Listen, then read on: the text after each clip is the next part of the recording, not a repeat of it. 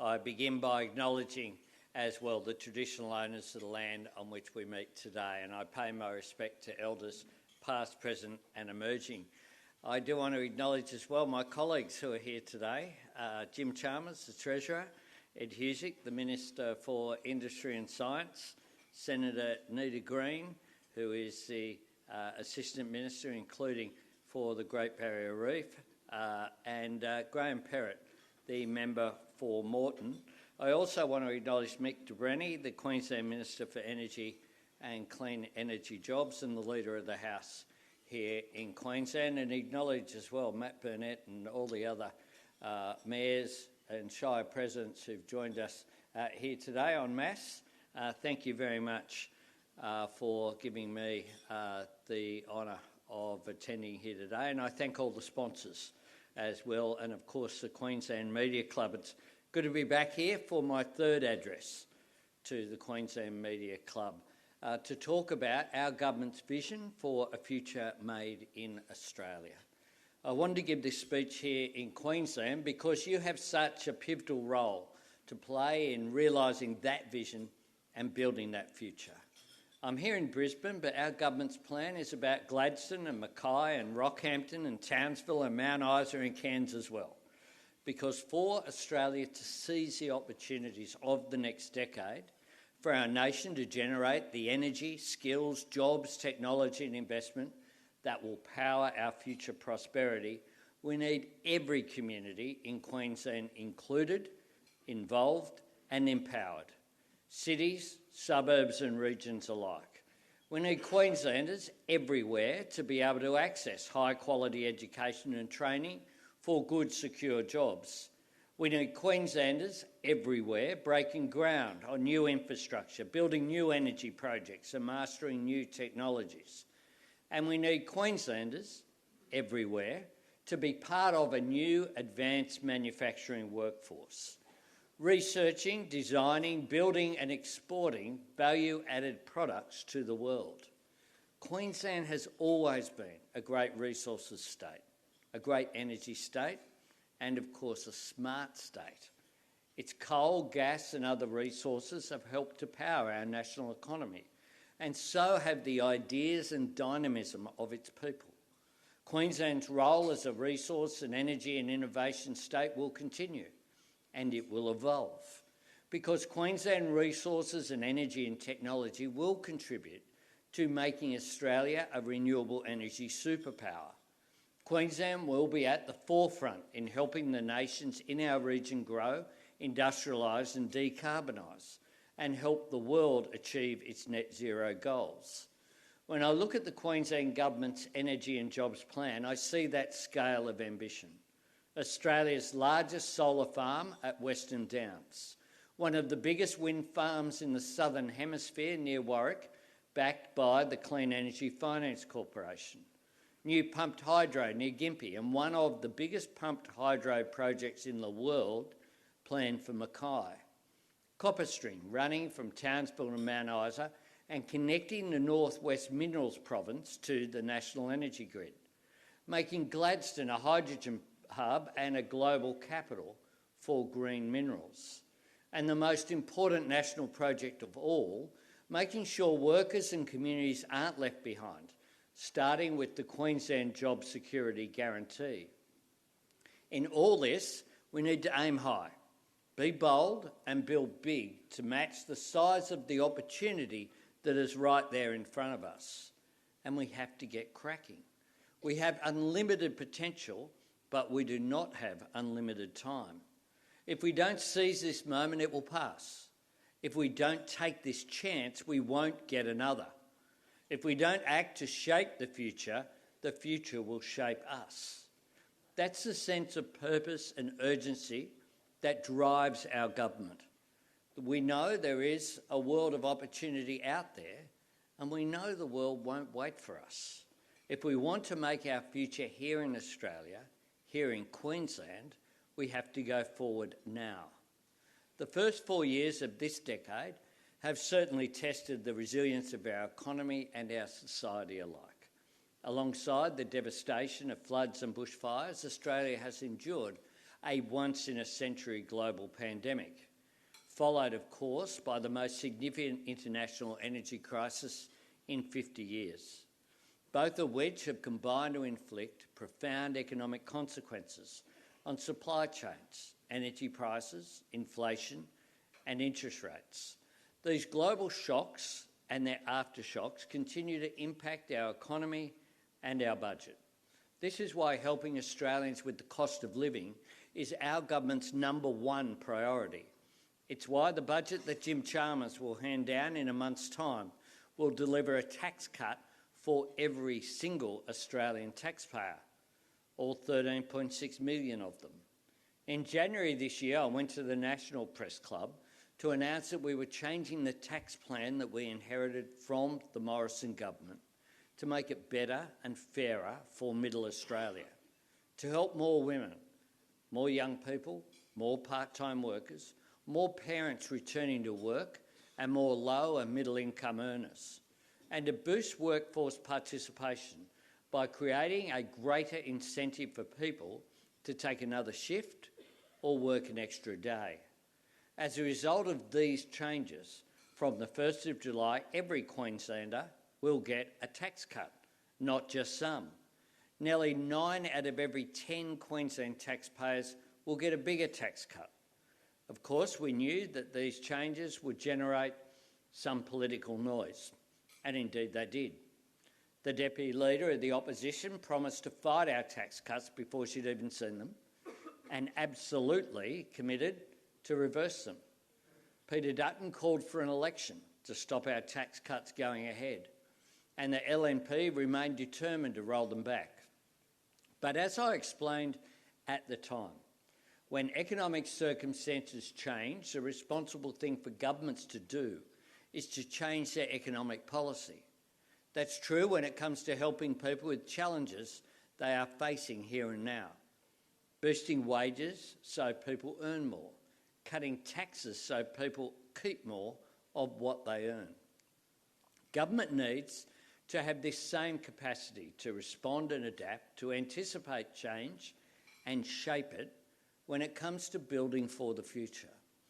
I said earlier that for Australia to succeed in the decade ahead, we need every Queensland community and every Queenslander to play a part.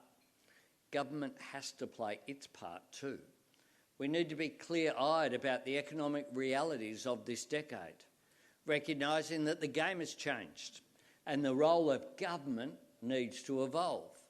Government needs to be more strategic, more sophisticated and a more constructive contributor.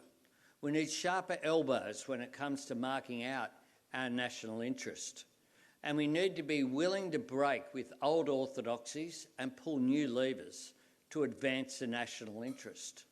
We have to think differently about what government can and must do to work alongside the private sector to grow the economy, to boost productivity, improve competition and secure our future prosperity. Combining market tools with government action to create wealth and create opportunity. We need to take a fresh look at how government can support small business and startups and service industries to diversify our economy and our trade, not just playing to our traditional strengths with our traditional partners, but offering new products and services to new markets. We need this change in thinking and approach because the global economic circumstances are changing in ways far more profound than the consequences of the pandemic or conflict alone. This decade marks a fundamental shift in the way nations are structuring their economies, a change every bit as significant as the Industrial Revolution or the Information Revolution, and more rapid and wide-ranging than both. Domestic economic policy settings are being reshaped by a new set of global economic imperatives, and domestic economic priorities are reshaping trade policy. In the years following the Cold War, people spoke about the end of history, the benign assumption that free trade would spread unchallenged and globalisation would guarantee peace and prosperity for all. Yet even in countries like Australia, They have benefited enormously from the opening up of our economy and engaging in our region. Opportunity has not been shared evenly. In other parts of the world, the fault lines are far wider. Strategic competition is a fact of life. Nations are drawing an explicit link between economic security and national security. The so-called Washington consensus has fractured, and Washington itself is pursuing a new direction. The United States has implemented the Inflation Reduction Act and CHIPS Acts and pursued what they call a small yard, high fence approach to critical industries. The European Union has introduced its European Economic Security Strategy. Japan has the Economic Security Promotion Act. The Republic of Korea is reframing its economic policy around a national security strategy. And Canada has brought in new rules to tighten foreign direct investment in their significant critical mineral reserves. All these countries are investing in their industrial base, their manufacturing capability and their economic sovereignty. This is not old-fashioned protectionism or isolationism. It is the new competition. These nations are not withdrawing from global trade or walking away from world markets or the rules-based order. And let me be clear, nor should Australia. 27% of our economic output depends on trade. So do 1 in 4 of every Australian job. We will continue to champion global markets and free trade to build bilateral and multilateral cooperation and forge agreements. Equally, we must recognise that the partners we seek are moving to the beat of a new economic reality. In their different ways, they are realigning their economies to better drive and distribute growth across their own populations, rebuilding the social licence for economic reform through better job security and higher wages. They are preparing their businesses and workforces to adapt to digital technology, to grasp the opportunities of artificial intelligence and also safeguard against its risks. They're investing in more clean energy, producing more clean energy and exporting more clean energy. And they are upgrading their ports, roads, rail, broadband and energy grids. Of course, not every element of every other nation's approach will be right for us, but we must recognise there is a new and widespread willingness to make economic interventions on the basis of national interest and national sovereignty. And, critically, none of this is being left solely to market forces or trusted to the invisible hand. The heavy lifting of economic transition and industrial transformation is not being done by individuals, companies or communities on their own. It is being facilitated, enabled and empowered by national governments from every point on the political spectrum.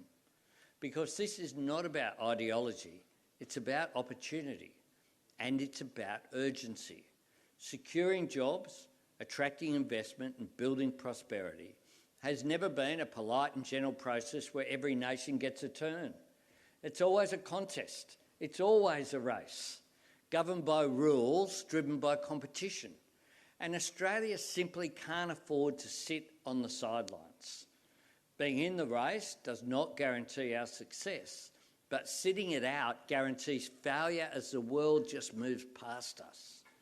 An inescapable lesson of the past half-century is that Australia cannot isolate ourselves from global economic change, even if we wanted to.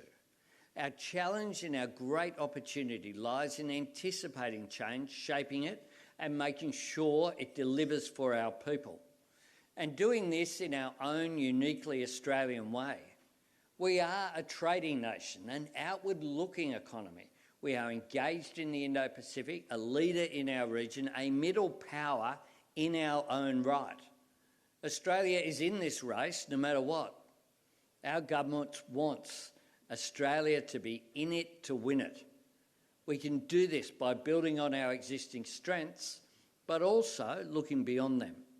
In so many important ways, Queensland perfectly captures the unique set of advantages and imperatives Australia has.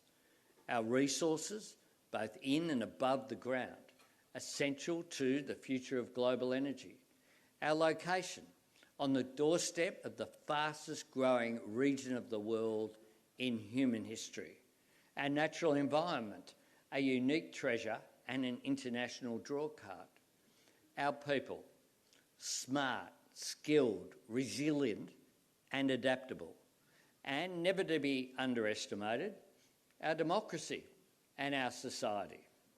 A social safety net that empowers people, a world-leading superannuation system, remarkable universities and TAFEs, and a multicultural society that gives us a family connection to every nation in the world. We can make this a winning combination, but only if we work at it, by adding value to our resources here, by turbocharging our engagement with our region, diversifying our exports, deepening our ties and building new markets for our expertise and our services, as well as our products.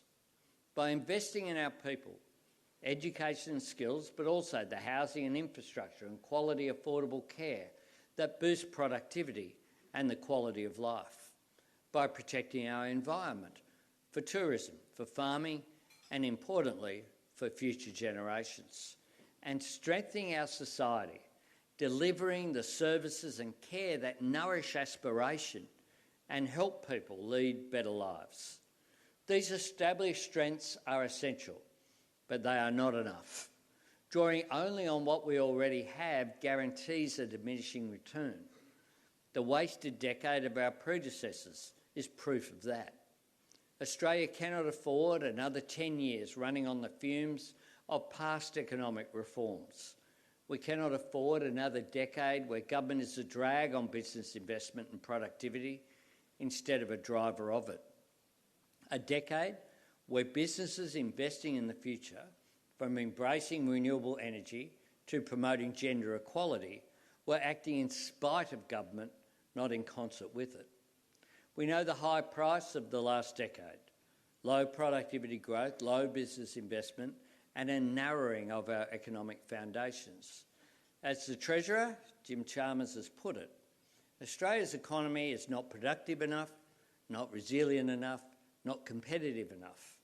We need a new wave of economic reform to change this, to drive growth, improve competition, lift productivity and create the next generation of prosperity and opportunity. This new wave demands a new approach, and since the last election, our government has been laying the foundations to deliver it.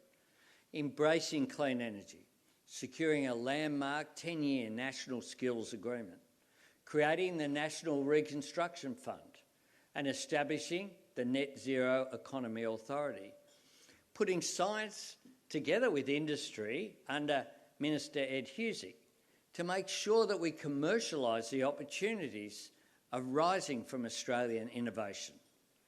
In next month's budget and beyond, we'll be building on that foundation. In this time of transformative opportunity, our government will not be an observer or a spectator. We will be a participant, a partner, an investor, an enabler. We will be guided by three important principles. First, we need to act and invest at scale, moving beyond a hope for the best approach, where the priority has been minimising government risk, rather than seeking to maximise national reward. Second, we need to be more assertive in capitalising on our comparative advantages and building sovereign capability in areas of national interest. For too long, governments have taken a reactive, patchwork approach which has been more about managing an immediate crisis than maximising long-term opportunity. Our government will be proactive when it comes to backing Australia's comparative advantages and delivering on our national interests.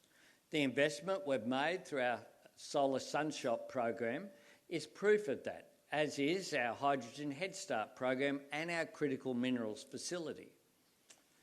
Thirdly, we will continue to strengthen and invest in the foundations of economic success: affordable and reliable clean energy, a better and fairer education system, skilled workers, secure jobs, fair wages, modern infrastructure, shared ambition with business and private capital, and a positive regulatory environment.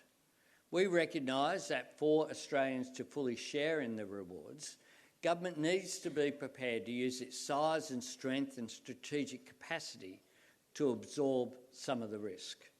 Only government has the resources to do that. Only government can draw together the threads from across the economy and around our nation. To anchor this reform and secure this growth, today I announce that this year our government will create the Future Made in Australia Act. We will bring together in a comprehensive and a coordinated way a whole package of new and existing initiatives to boost investment, create jobs and seize the opportunities of a future made in Australia. We want to look at every measure that will make a positive difference, investing in new industries and ensuring that workers and communities will share in the dividend.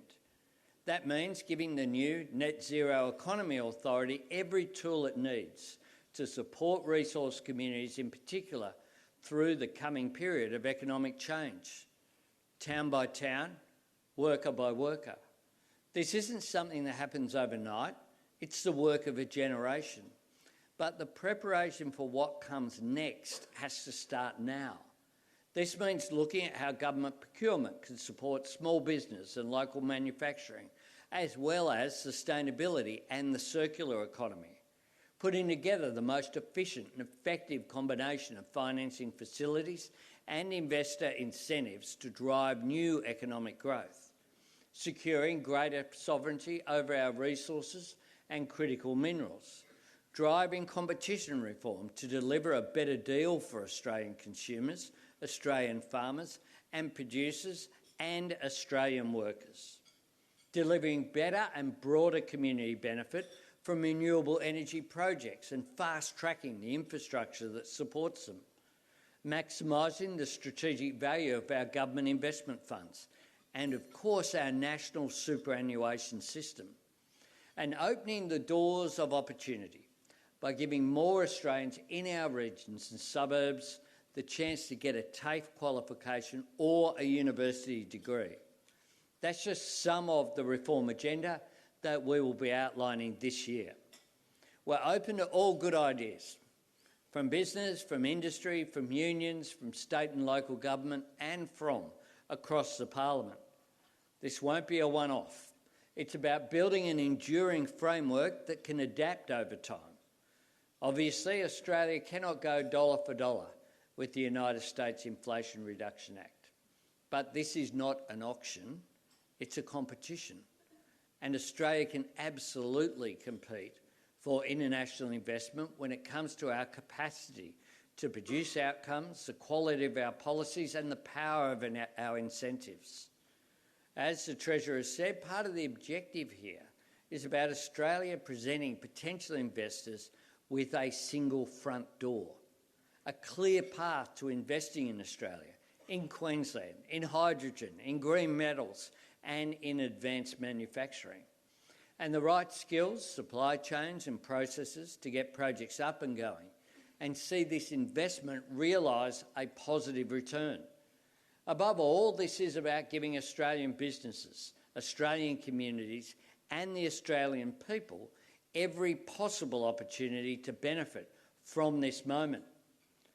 Such a central part of the story of Queensland is the capacity of people in this big state to do the big things, transforming Brisbane to the global city we're in today, transforming Gladstone into an international industrial centre, transforming the Gold Coast from a beautiful strip of beach to one of the world's great tourism destinations, safeguarding the extraordinary natural treasures of the Great Barrier Reef and the Daintree, building the railways and infrastructure and ports to spread the opportunity of the resources boom across the regions, reviving Queensland unis and research centres and TAFEs through the Smart State agenda. All this speaks for Queenslanders' capacity to build, but also the creativity to reinvent, the foresight to turn the dividends flowing from one wave of growth into surfing the opportunities of the next wave. That's never been more important for Queensland and for Australia. Our government is investing in manufacturing to make more things here. We're building the infrastructure and clean energy to power new growth. We're training people in new technologies. We're facilitating private sector innovation and catalysing new investment. We're building an economy with more secure work and fairer wages. That's what I mean by a future made in Australia, a future where we compete and win for the great prize of new prosperity, and win our way by staying true to the values that make this the greatest country on earth: fairness at work, equality in society, compassion and dignity in our social safety net, and unshakable belief in opportunity for all. Reform that holds no one back, progress that leaves no one behind. A stronger, fairer and more prosperous future made right here in Australia. Thanks very much for having us here today.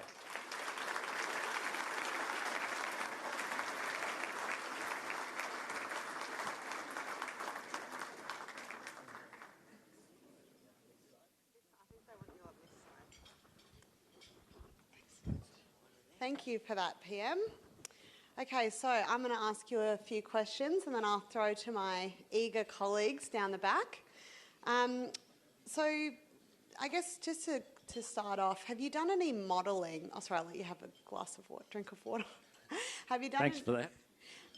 Have you done any modelling on the amount of jobs that can be created under your Future Made in Australia plan? What we know is on a case-by-case basis that the opportunity is there to grow enormous jobs. Take, for example, the announcement that we made in Liddell just a couple of weeks ago. This is an old coal-fired power station that the former government, we used to hear day after day in question time that it'd stay open, and of course it's shut, as did a range of those power stations under the former government, and there's timetables for a closure, a transition of industry is happening. Now, there was fear about what that would mean. SunDrive, just one company that can benefit from our Solar Sunshot program, is looking at employing more people there, building the most efficient solar panels in the world, in an agreement, a deed that they have with AGL already.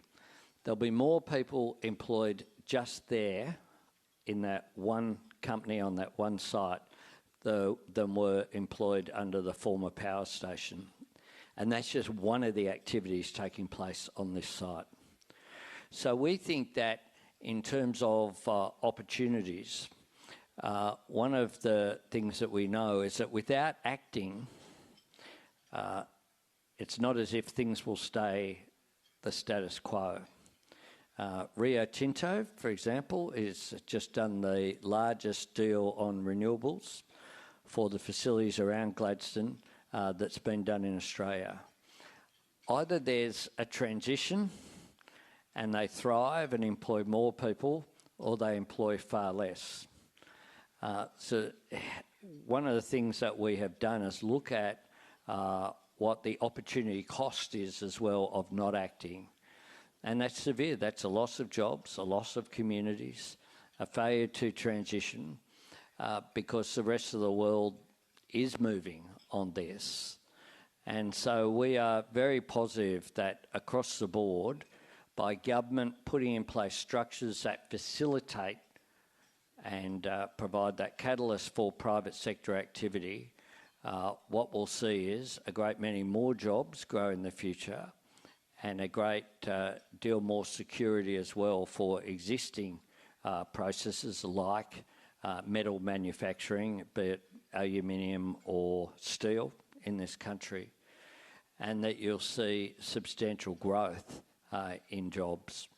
So it sounds like more jobs, but no firm figure yet. The is there a risk that the energy transition is going to become more expensive or power prices will increase if we're relying more heavily on the high-wage Australian manufacturing workforce? No, well, we know that the market is speaking, and the market tells us that the cheapest form of new energy is renewables, and that's what's driving that change through. That's why there's nothing to stop people building a new coal-fired power station except reality, except the market. We had, over the last couple of terms of the former government, we had here in Queensland, at Collinsville, we had proponents of a new plant given seed money to do a study. That led nowhere and was always going to lead nowhere because it just doesn't stack up in terms of where that new investment will go. So we want to create an environment whereby we provide support, but where we acknowledge the importance of market mechanisms. And what that means is that investment in renewables will lead to cheaper power, because that's what every economist tells us. That's what the Australian Energy Market Operator tells us as well through their integrated systems plan. Just moving on to another topic. Last month, your government announced a $4 billion deal with the Northern Territory government to address overcrowding in First Nations communities. Here in Queensland, we have 17 remote communities, and we have two First Nations mayors here today. We've got Wayne Butcher over there from Lockhart River and Alf Lacey from Palm Island. In Mayor Butcher's community, there's up to 11 people living in a 2-bedroom house. You know, that's 3 generations living under one roof. When will your government announce a similar deal for Queensland? We've already got substantial deals for Queensland that are going right now. But there's no specific carve-out for Indigenous housing in that $10 billion.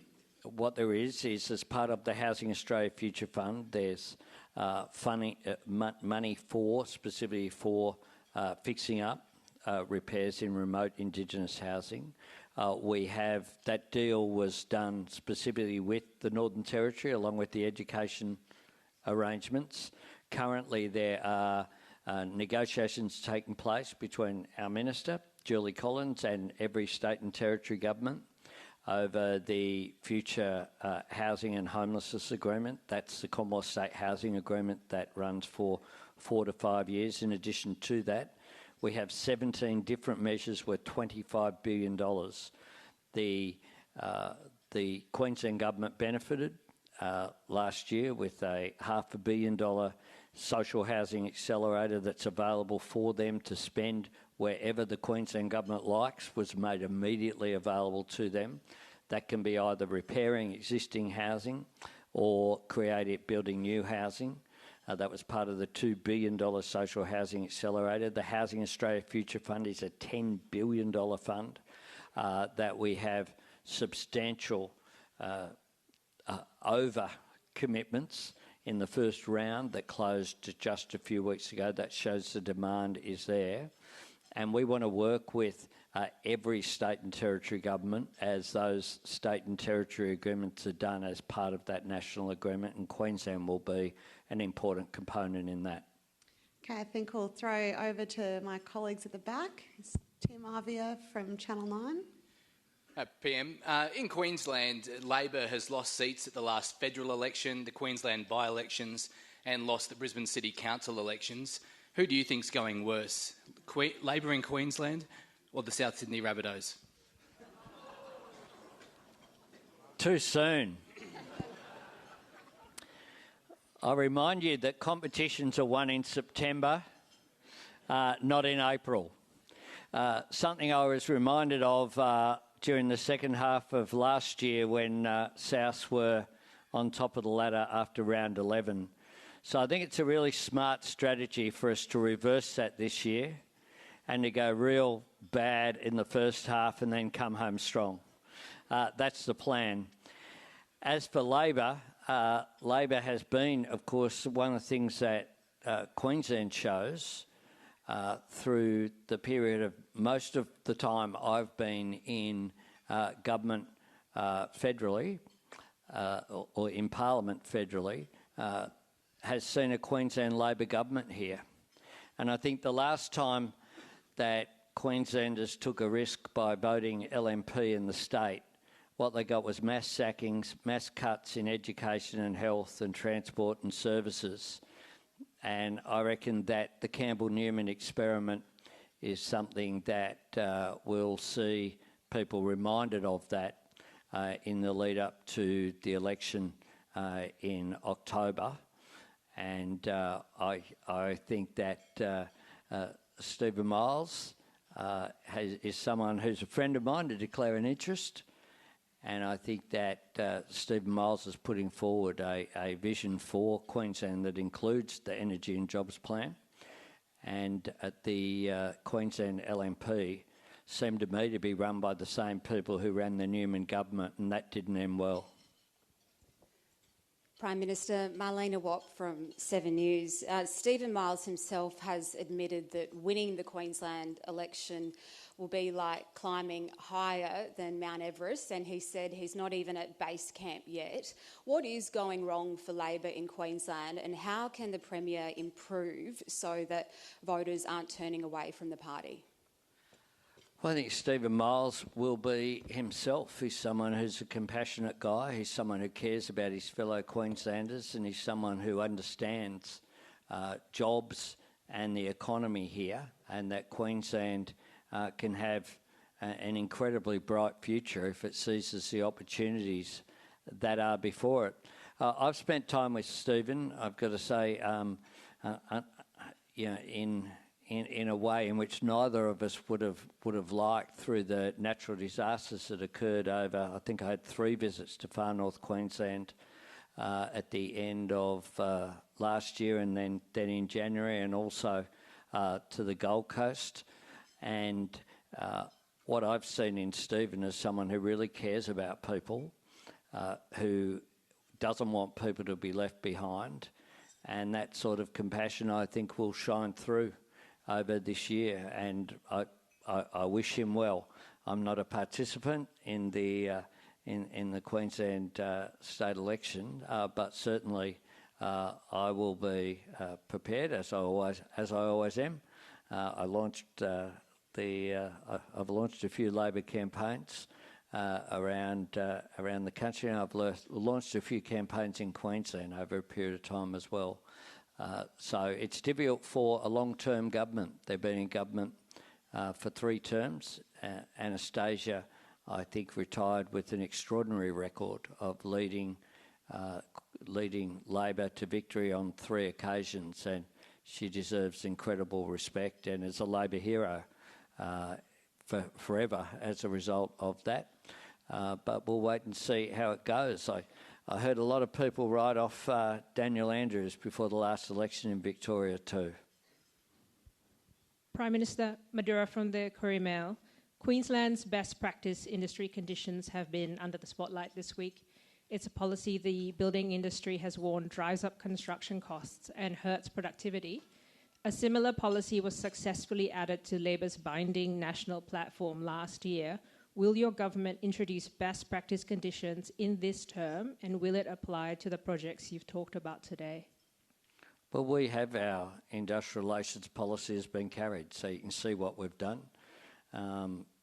We don't have any intention for further IR legislation, but we make no apologies for the fact that what we have done in industrial relations has led to, for the first time in a long while, real wages increasing. We think that that is important. And secondly as well, we've made sure that we have targeted areas of most in need. So we've put forward submissions to the national wage cases to make sure that people didn't fall behind. You might recall, Madura, during the federal election campaign, me holding up a $1 coin and saying that I would absolutely support a $1 an hour increase if the Fair Work Commission decided to do so in their case. The then Morrison government said the sky would fall in, the economy would collapse and everyone would be out of work.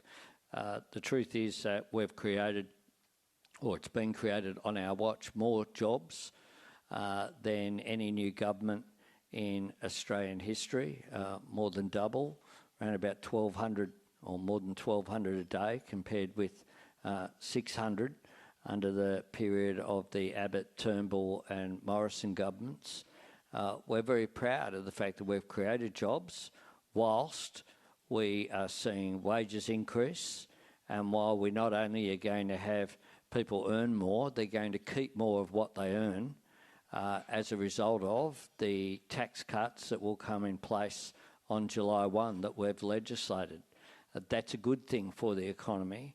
What those people will do is to spend money in their local shops and supermarkets and on the necessities of life. The coalition said that the sky would fall in if we gave people earning under the lowest rate, lowering it from 19 to 16 cents has made an enormous difference, and that is something that we're very proud of and we stand by. Prime Minister Kate McKenna from the ABC. Last year, Queensland had more young people in detention than on an average day than New South Wales, Victoria, ACT, South Australia and Tasmania combined. Many of them are Indigenous. How does that sit with you? Is it a badge of failure, as some have described?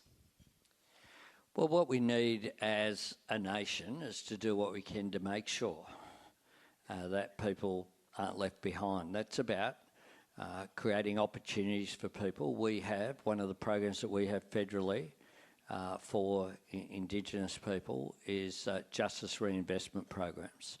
Now, they've operated in places like the New South Wales North Coast and other places that we are rolling them out. That's about bringing together law enforcement with community leaders, with young people themselves, about talking through issues, about diversion programs, but also about giving people opportunity through education and through employment. One of the great successes of our Fee-Free TAFE program is how many Indigenous young people have participated in that program, getting an opportunity to see a secure future for themselves and a pathway to a career. That is so important. So these issues, of course, intergenerational disadvantage is a difficult one. It's one that hasn't occurred over a year, hasn't occurred over a term of any government. The truth is that all governments of all persuasions need to do better when it comes to providing opportunity for Indigenous Australians. It's something that my government is very committed to, and I want to work with the different levels of government to achieve better outcomes.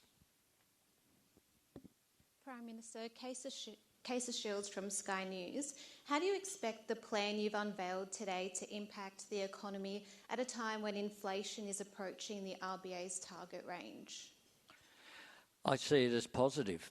It's about encouraging private sector investment. It's about making sure as well that all of the measures that we've put in place, including all of our cost of living measures, have been aimed at areas that would not contribute to inflation. So, for example, the tax cut changes I've spoken about today, that will be the major support that we provide to Middle Australia in the budget in a month's time. That's worth $107 billion over the forward estimates.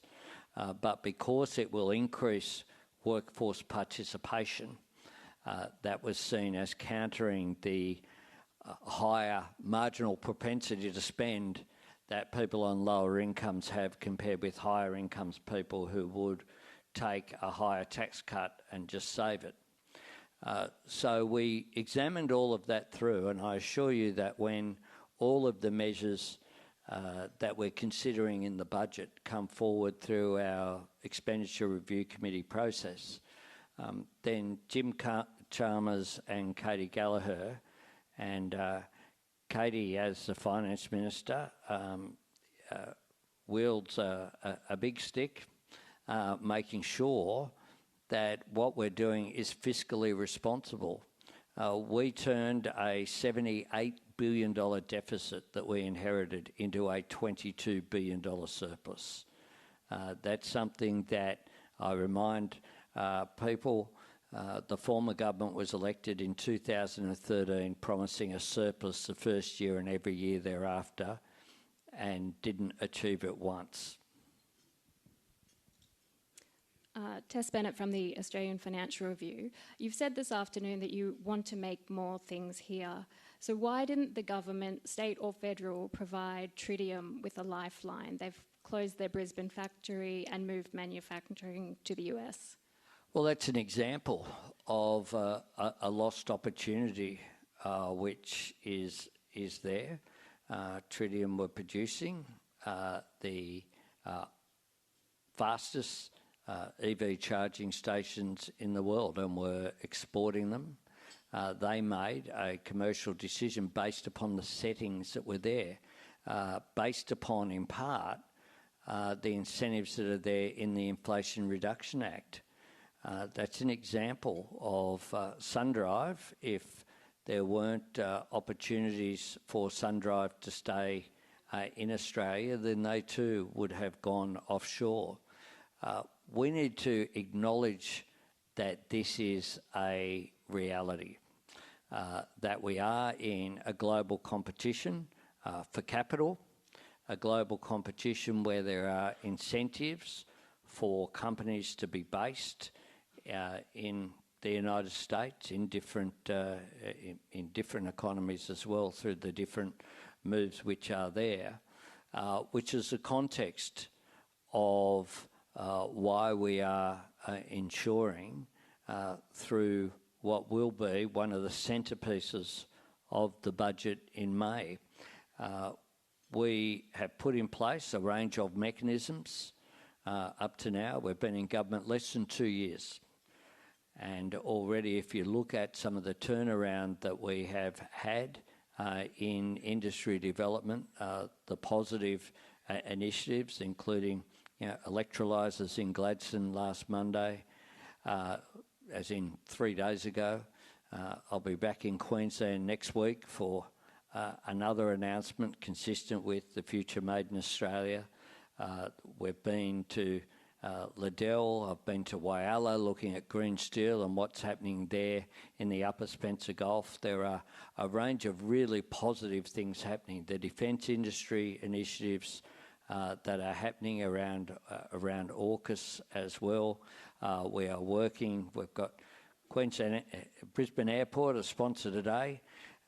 We're looking at sustainable fuels as one of the big things that we need to work on, and Catherine King's working on those initiatives. It's not just one thing we're looking at a comprehensive plan for how we ensure that we make more things here. Now, we won't have every company based here. Companies will make decisions from time to time. They're private sector operators. But what we can do is make sure that we're competitive, make sure that we have mechanisms here that encourage that value add and encourage that activity to stay here. Hi, Prime Minister. Matthew Carr, student from 10 News. You mentioned in your speech that Australia needs to get cracking. How do we market Australia to the rest of the world in terms of manufacturing when we've got the likes of China and many Southeast Asian countries that are already doing it and far cheaper compared to cost of labour here? Well, the end of your question goes to why the game has changed, because you go to the cost of labour. And it's true that in the 70s and 80s, we saw a lot of manufacturing leave Australia because of the cost of labour. But production is changing. So for the same output, because of advances in productivity and technology, labour is less of the costs of production, less as a proportion. And that means that the other inputs are more important. Transport. We have here in Queensland all of the minerals that go into just about everything that will be important for the 21st century. You know, vanadium, cobalt, copper, lithium, all here. And that means that in many cases now what makes economic sense, rather than take all of those inputs, manufacture somewhere else, and then import it back, the costs of transport, the costs of all of that, it's changed the commercial nature of manufacturing here in Australia. And particularly with new and emerging industries as well, like green hydrogen, you have a capacity for it to be producing, because we have an advantage, space, put simply. You can't have the same size solar plants in Java that you can have here in Queensland. A bit more space. Similarly, Upper Spencer Gulf, that's why that makes it commercial in South Australia. The work in the Pilbara and other areas as well. The Copper String project is about taking various projects and linking it up in terms of the grid. So there's a range of things that you can do. Certainly Rio are very explicit about what they're looking at here. And unless that occurs, then we will lose industries. But companies like Rio and BlueScope and others are very engaged in this. And that's what changes the dynamic. That's why it makes a lot of sense here to have battery manufacturing, for example, because you have everything in the one spot that can be manufactured here.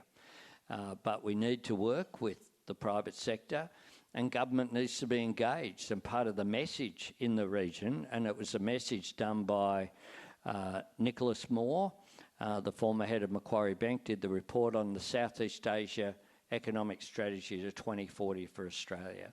And if you look at that report, it goes through every country and where Australia's engagement can be greater. So Indonesia, Malaysia, Vietnam, Brunei, Singapore. It's not one size fits all, but our comparative advantage in different industries means that you can have a really positive outcome, which is win-win for our trading partners.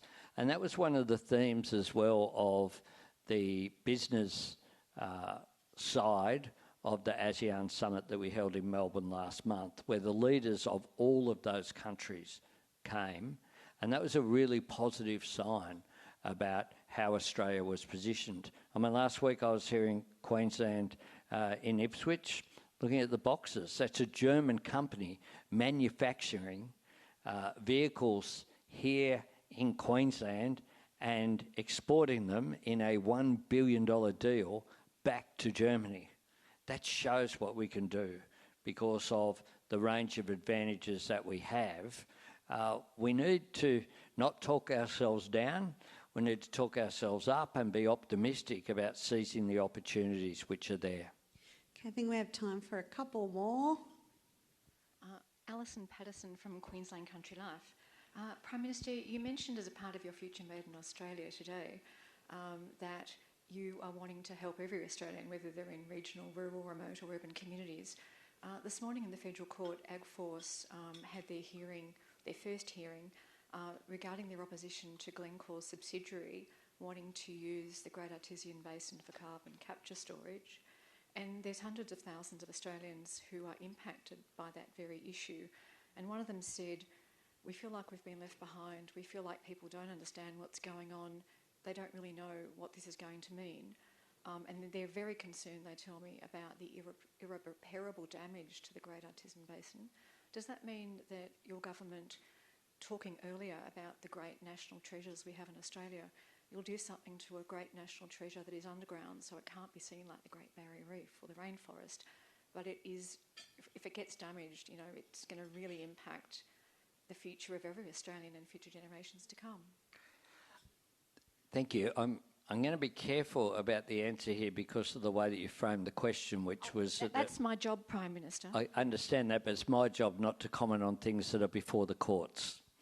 And your opening statement said before the courts this morning.